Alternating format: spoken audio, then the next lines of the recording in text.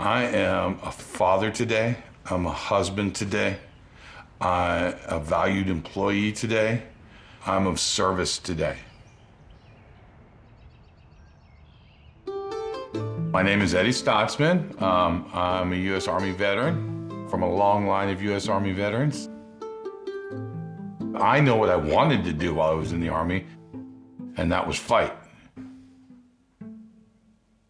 You know, that's all I ever knew how to do was fight. But I think what I was looking for was just some friends. I didn't have no friends growing up. When you live in a shack with no running water, it's embarrassing to bring kids over, you know. When you tell kids at school that you're in a foster home, you know, you don't do that. You don't have no friends.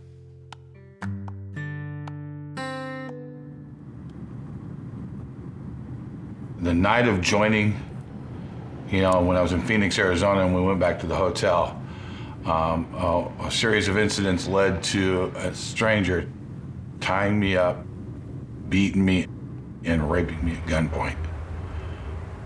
Boom.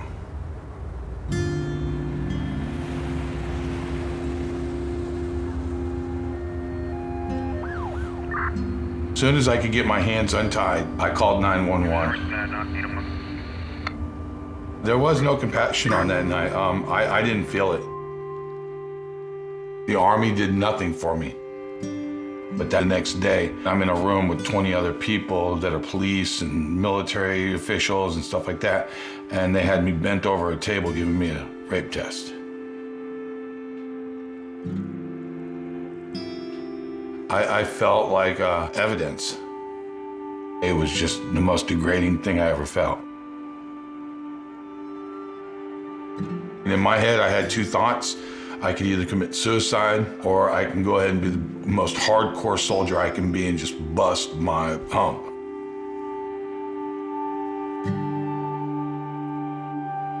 The thoughts ate me up. It was a hard existence, you know? I drank a lot. I left the military after 2 years and 10 months of service, and after I got out, I started methamphetamines.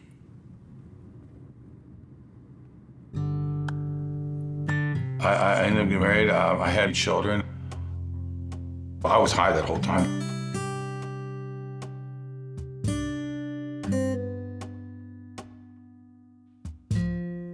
I went from being a functioning individual with dreams and goals to a homeless, drug-addicted addict riding around with bike gangs and doing horrible things to people and not taking care of myself.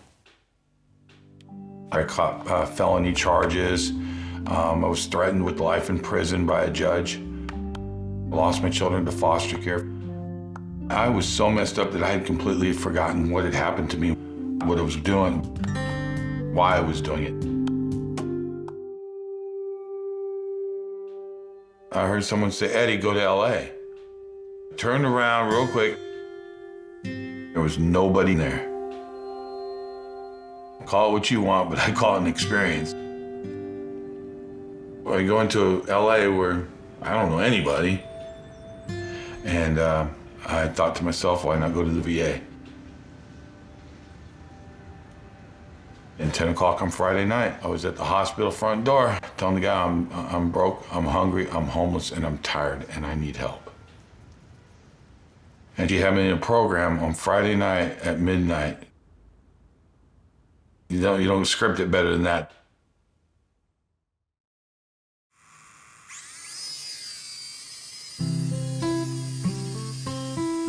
I was diagnosed with PTSD in 2009 after going into rehab. I had no idea that what was going on with me was considered PTSD.